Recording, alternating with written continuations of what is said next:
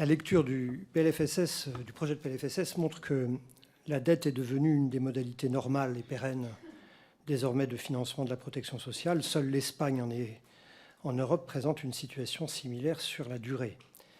Cette dette est non seulement anti-économique, mais elle fait peser un risque financier grave et de fonctionnement sur les assurances sociales.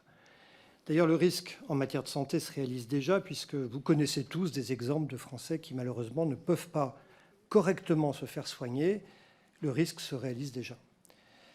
De plus, ce déficit, il est sous-estimé, car il intègre des subventions d'équilibre implicites des pouvoirs publics sous forme notamment de surcotisation au régime de pension des fonctionnaires civils et militaires. Et sans ces surcotisations, le déficit de la sécurité sociale serait plus élevé d'un montant supérieur ou égal à 30 milliards d'euros. Enfin, ce déficit, il est réduit par rapport à l'année dernière, mais de façon incertaine. Parce qu'un certain nombre des moyens qui sont employés pour réduire ce déficit peuvent nous interroger. 10 milliards sur les tests, et c'est légitime, et vous avez raison de prendre cette mesure. Mais on voit aujourd'hui que la maladie du Covid reprend. Est-ce que ces 10 milliards, c'est vraiment une économie réelle et un déficit à gommer certain? 1,1 milliard sur les médicaments. Se pose la question de l'innovation en France. On a déjà des médicaments innovants qui ne sont pas disponibles à nos concitoyens, alors qu'ils le sont chez nos voisins. On voit que les mesures recherchées sont en réalité parfois contestables pour réduire fort légitimement pourtant ce déficit. En fait, ce qui nous manque, c'est une stratégie structurelle de réduction de ces déficits. Et la clé, messieurs les ministres, c'est améliorer la qualité. Ce n'est pas le rabot. Et nous trouvons qu'en fait, il y a une grande contradiction entre un coût très élevé des dépenses de santé, pour prendre l'exemple de la santé, et de l'efficacité de ces dépenses. Quand vous regardez les indicateurs sanitaires, vous voyez que les indicateurs ne sont pas bons et s'effondrent pour un certain nombre d'entre eux. On met beaucoup d'argent dans la santé et on n'en a pas pour notre argent. Alors, c'est quoi les pistes? C'est faire confiance aux acteurs et mettre en avant la qualité.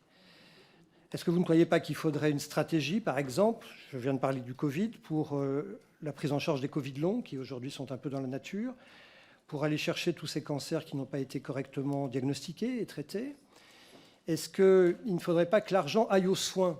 Je suis frappé de voir que c'est un symbole, certes, me direz-vous, mais il n'est pas inintéressant. Quand vous regardez le tableau des emplois de la fonction publique hospitalière, il y a plus d'agents de l'administration que de médecins. Dans le rapport de l'adresse, le dernier, c'est 105 000 agents de l'administration et 94 000 ETP de médecins.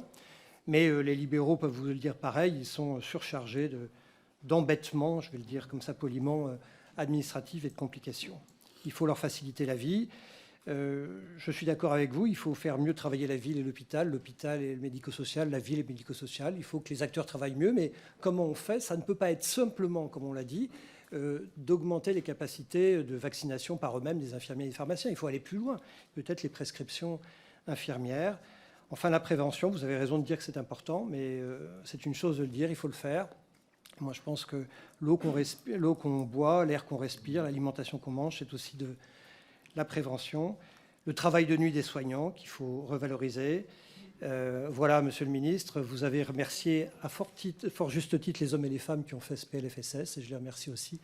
Je crois qu'en votre nom à tous, moi j'adresse remerciements aux soignants qui travaillent nuit et jour pour tenir un système qui s'appauvrit inexorablement.